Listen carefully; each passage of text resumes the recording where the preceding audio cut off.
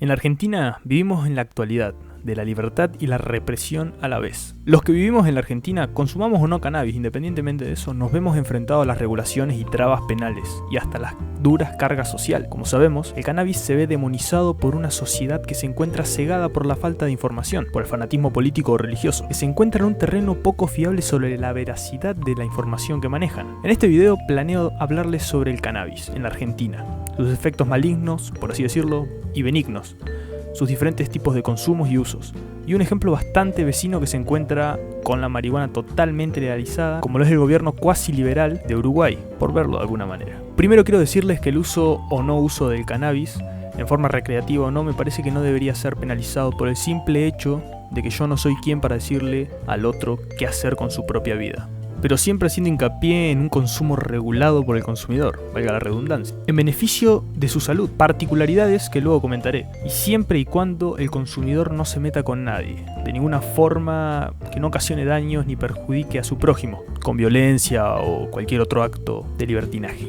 por así decirle.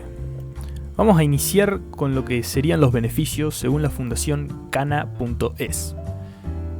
El cannabis sirve como antiinflamatorio, analgésico, protector y reparador del tejido nervioso, relajante muscular, antitumoral, antináusea y antivómito, antiespasmódico, estimulante del apetito, ansiolítico y antipsicótico, inductor del sueño, regulador de la inmunidad, antioxidante, preventivo de la recaída y del síndrome de abstinencia. Y ahora continuaremos con algunos ejemplos. Para iniciar con los beneficios, nos encontramos con la mitigación del dolor, como lo habíamos dicho. La evidencia definitiva de que los cannabinoides son efectivos en el tratamiento del dolor crónico aparece en un informe de la Academia Nacional de las Ciencias, Ingeniería y Medicina. La mayoría de la gente que toma marihuana medicinal lo hace para mitigar el dolor.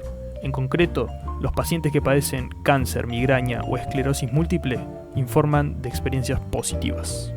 Otro beneficio denotado es que el VIH ya no es una sentencia de muerte. Sin embargo, hasta las terapias antirretrovirales más exitosas conllevan una serie de efectos secundarios desagradables. Entre ellos se incluyen las náuseas y la pérdida de apetito.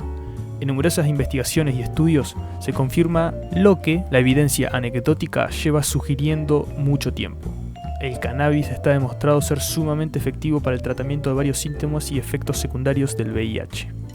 Tampoco podemos dejar de sorprendernos si sabemos que el cannabis combate la demencia, y si es consumido en bajas dosis diarias, también el Alzheimer. Al menos así lo revelan estudios que nos dicen lo siguiente.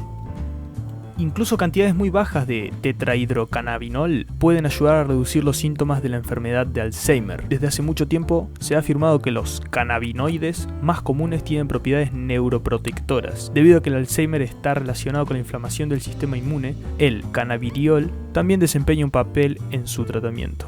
Y ahora ya dejando totalmente los tecnicismos y hablando en un idioma que todos entendemos, vamos a decir rápidamente cuáles son sus beneficios. Básicamente, alivia la inflamación, ayuda a las personas con trastornos de sueño y gente que padece de pesadilla, reduce la frecuencia de los tics en los pacientes con Tourette, ayuda desde muchos aspectos a pacientes que padecen Parkinson, alivia las convulsiones y finalmente reduce la presión intraocular. Ahora ya hablamos de lo bueno y nos toca ir un poco a lo malo. Vamos a hablar primero de los efectos inmediatos. Al fumar marihuana, los efectos que más rápidamente se producen o pueden producir son desorientación, taquicardia, descoordinación física. Hay quienes sufren ataques de ansiedad o pánico. Enfermedades respiratorias. En consumidores de marihuana de larga data es muy común el padecimiento de bronquitis o inflamaciones en el tracto respiratorio. A nivel cerebral, incrementa los trastornos de atención, modifica las funciones de la memoria, puede provocar alteraciones psicomotoras. Además, ofrece el avance de desórdenes psicóticos y depresión. En la boca, produce variaciones en el esmalte dental y las encías, lo que favorece que se produzcan lesiones dentales y mucosas. Estas últimas pueden transformarse en lesiones tumorales. Cuando se interrumpe el consumo, en algunos casos puede provocar síntomas como debilidad física, exceso de sueño a cualquier hora del día, lentitud de los movimientos, falta de reflejos, ansiedad y estados depresivos. En los estudiantes puede bajar el rendimiento, provocando bajos niveles de concentración y disminución de la memoria, por tanto poca capacidad de aprendizaje. En cuanto a lo sexual y reproductivo del hombre, los consumidores habituales pueden experimentar una disminución en los niveles de testosterona y líbido. Además, el cannabis cambia la estructura de las células de los espermatozoides, lo que puede provocar esterilidad permanente o parcial. Si su consumo transcurre durante el embarazo, se corre riesgo de dar a luz en forma prematura y que el joven o jovencita recién nacida sea de bajo peso. Ahora, siguiendo en la misma línea, pero un poco más en el ámbito político, nuestro vecino Uruguay y la marihuana es un tema espectacular para poder continuar. La BBC, nada más y nada menos, nos comenta que cuando Uruguay se volvió el primer país del mundo en legalizar el mercado de la marihuana, asumió un reto osado: disputarle el negocio de la droga a los narcos, desde la producción hasta la venta. Según el expresidente José Mujica, fue una medida para luchar contra el narcotráfico robándole mercado. 6 años después de la aprobación de aquella ley, que llamó la atención internacional en diciembre del 2013, el país sudamericano muestra resultados ambiguos en materia de drogas. Por un lado, las estimaciones oficiales divulgan que enero señala que la regulación del cannabis con fines recreativos le quitó al mercado ilegal ganancias por más de 22 millones de dólares. Buena parte de la hierba prensada e importada ilícitamente de Paraguay, la única opción de consumo para los uruguayos, fue sustituida por flores de cannabis o cogollos domésticos de mayor calidad, que ahora se pueden oler por las calles de Montevideo. La ley de la marihuana fue una respuesta de Uruguay a los crecientes desafíos que el país tenía con el narcotráfico, incluida la violencia asociada al consumo de drogas duras como la pasta base de cocaína.